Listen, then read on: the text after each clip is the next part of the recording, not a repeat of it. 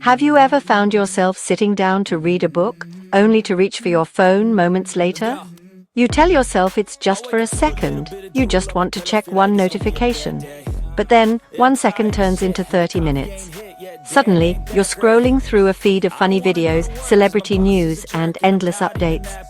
The book you wanted to read sits forgotten beside you. You feel a strange mix of being entertained, yet also a bit empty.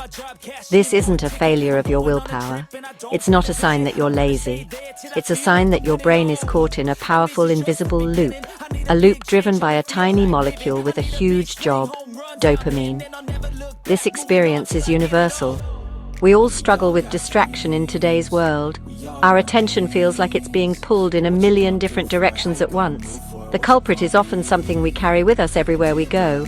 Our phones, our devices, our constant connection to the digital world. They have become masters at capturing our attention. They do this by understanding how our brains are wired for reward. Every buzz, every notification, every like is a tiny promise of something new and exciting. It's a promise of a quick hit of pleasure, and our brains are designed to chase those promises relentlessly. It's a cycle that can leave us feeling drained and unfocused. So what is this force that has such a hold on us? Dopamine is often called the pleasure molecule, but that's a bit of a misunderstanding. It's more accurate to call it the motivation molecule. It's the chemical in your brain that drives you to seek out rewards. It's the feeling of anticipation you get before you eat your favorite meal. It's the excitement you feel when you're about to win a game. Dopamine's job is to make you want things. It pushes you to take action. It's not a bad thing. In fact, it's essential for our survival. It motivates us to find food, connect with others, and learn new things. The problem arises when this system gets hijacked. Modern technology has created a world of instant gratification. Our apps and devices are engineered to deliver quick, easy, and unpredictable rewards. Think about the endless scroll of a social media feed. You never know what you'll see next. A message from a friend, a stunning photo, or a viral video. This unpredictability is incredibly powerful. It keeps our dopamine system on high alert, always wanting more. It trains our brains to crave constant stimulation, making it harder to focus on activities that don't offer that same immediate payoff, like reading, deep conversation, or quiet reflection. Think of dopamine as fuel for your journey, but there are two very different kinds of fuel you can use. The first is fast dopamine. This is the kind you get from quick, easy rewards. It's the sugar rush from a candy bar. It's the thrill of a new notification on your phone. It's the satisfaction of binge-watching an entire season of a show in one night. These activities provide a big immediate spike of dopamine. They feel good in the moment. They give you a quick burst of energy and excitement. It's like pouring gasoline on a fire. You get a big flame right away. The downside of fast dopamine is that it doesn't last. The high is intense, but it's also incredibly short-lived. After the initial spike, your dopamine levels crash, often leaving you feeling lower than you did before.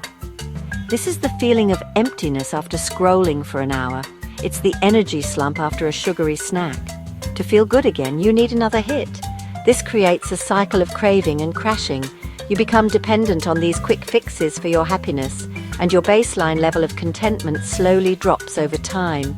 Your brain starts to believe that only these intense, immediate rewards are worth pursuing.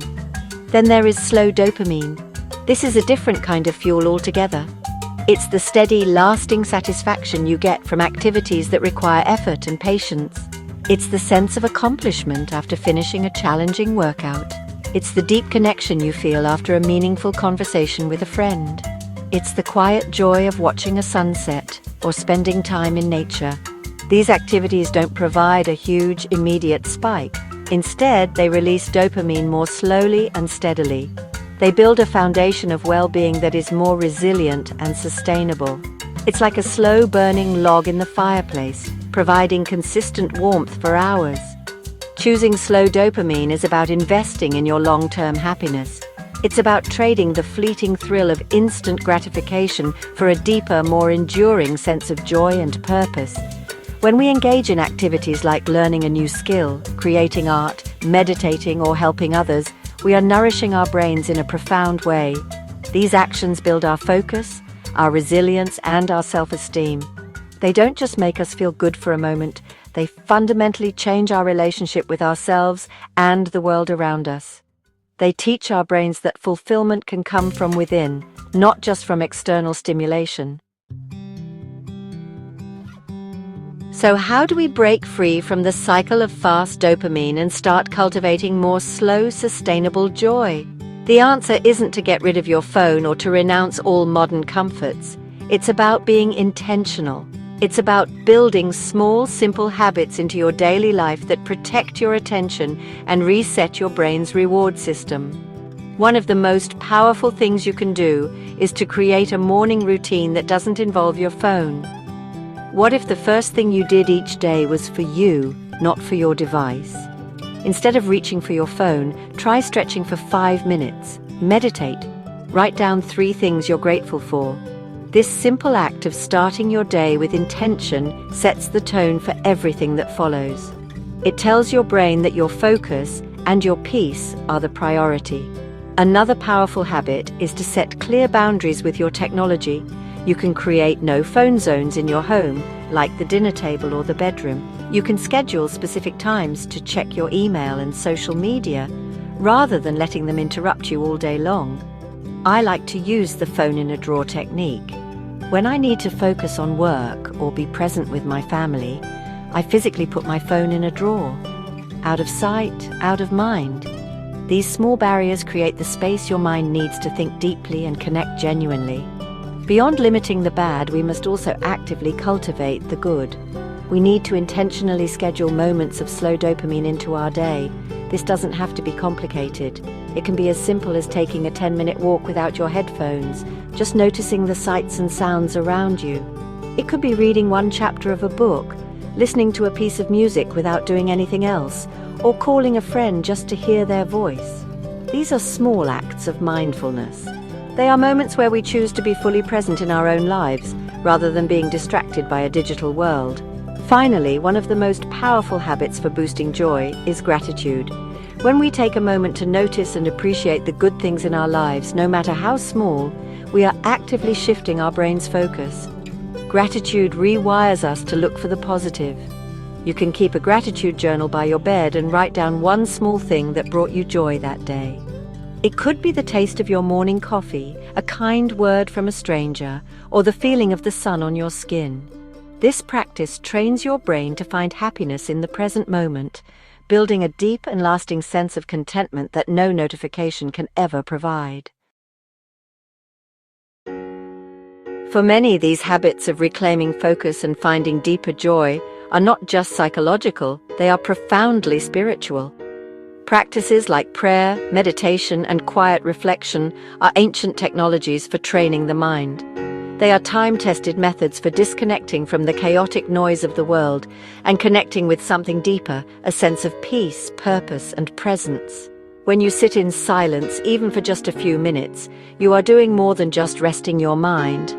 You are creating a sacred space within yourself. You are building an anchor for your soul in the stormy seas of modern life. These spiritual habits work in harmony with our brain's chemistry. Prayer and meditation have been shown to increase activity in the prefrontal cortex, the part of our brain responsible for focus, planning, and self-control. They help calm the amygdala, the brain's fear center, reducing anxiety and stress. In essence, these practices strengthen our ability to choose slow dopamine.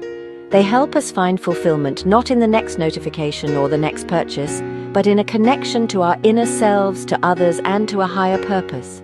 They align our daily actions with our deepest values, which is the ultimate source of lasting happiness. Faith can provide a powerful why behind these habits. When we see our attention as a gift, something sacred to be protected, we become more motivated to guard it. The practice of a weekly faith-based program, for example, is a built-in digital detox, a day to rest, connect with loved ones, and be present without the constant hum of technology. Reading sacred texts can be a profound act of slow dopamine, requiring deep focus and offering timeless wisdom in return. These rituals are not just about following rules, they are about nourishing the soul and creating a rhythm for a life of meaning and depth. So I want to leave you with an invitation, an encouragement. You don't have to change everything all at once.